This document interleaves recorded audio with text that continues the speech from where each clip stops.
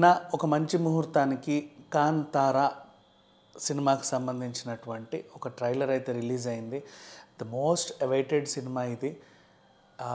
మీకు తెలుసు సీక్వెల్స్ సినిమాలలో బాగా ఎదురు చూసినటువంటి సినిమా. ఇప్పుడు బాహుబలి ఉంది ఫర్ ఎగ్జాంపుల్. ఫస్ట్ పార్ట్ ఏదో రకంగా గట్టెక్కింది, సెకండ్ పార్ట్ ఎక్కడికో వెళ్ళిపోయింది.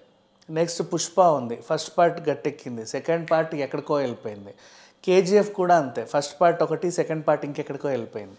సో ఆల్రెడీ అలవాటైన ఒక సినిమాకి నెక్స్ట్ అసలు అది ఏంటి అని కనుక్కునే ఆతృత, ఆ క్యూరియాసిటీ జనాల్లో ఎప్పటికీ ఉంటుంది. అవే ఆ సినిమాలో నిలబెడతా ఉంటాయి.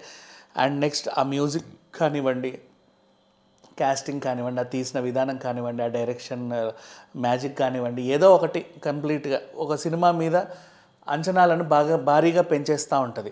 కాకపోతే మొదటి 3 సినిమాలు మనం మాట్లాడుకుంది ఏంటంటే ఒక ఇంట్రొడక్షన్ ఇచ్చి తర్వాత నెక్స్ట్ పార్ట్.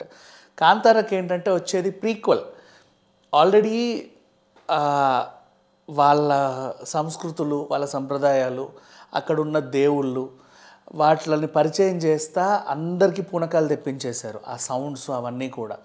అసలు ఇది ఏంటి, వీళ్ళ మూలం ఏంటి, ఎక్కడి నుంచి స్టార్ట్ అయింది, ఎక్కడ మొదలైంది అనేది ఈ ప్రీక్వెల్లో చూపిస్తున్నారు. సో అందరికీ ఆ రేంజ్ క్యూరియాసిటీ వచ్చేసింది. ఇంకొక మాట చెప్పాలి, ఎప్పుడైతే కాంతారా వచ్చిందో ఆ టైం తర్వాత వరాహ రూపం సాంగ్ తర్వాత నిజంగా వారాహి అమ్మవార్ల టెంపుల్ కానీ, వారాహి గుళ్ళు కానీ లైక్ క్రౌడ్ పెరిగింది చెప్పాలంటే.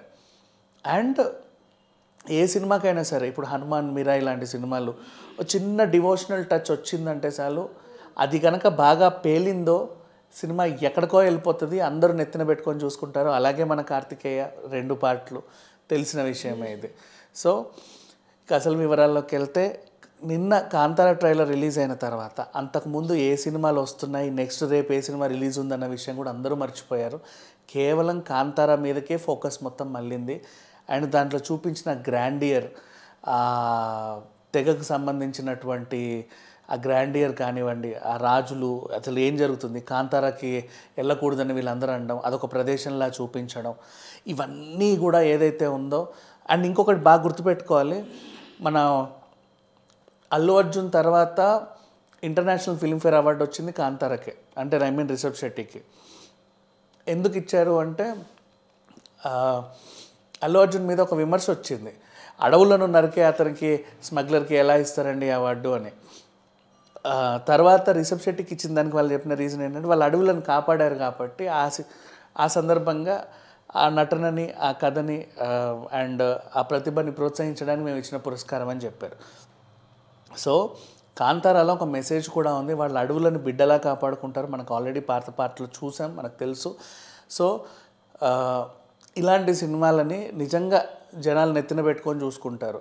ఎప్పుడైతే ఈ ట్రైలర్ రిలీజ్ అయిందో నెక్స్ట్ కౌంట్ డౌన్ మొదలైంది. ఈ మధ్యకాలంలో ఇంకా ఏ సినిమాలు వస్తున్నాయి, ఎందుకు వస్తున్నాయి, ఎంత పెద్ద సినిమా అయినా సరే మహా అయితే వాళ్ళ శక్తికి తగ్గట్టు అటో ఇటో ఆడుతాయి. కానీ జనాల ఫోకస్ మొత్తం కూడా కాంతారా పైనే ఉంది. ఇది ఎప్పుడైతే రిలీజ్ అవుతుంది అని ఎదురు చూస్తున్నారు.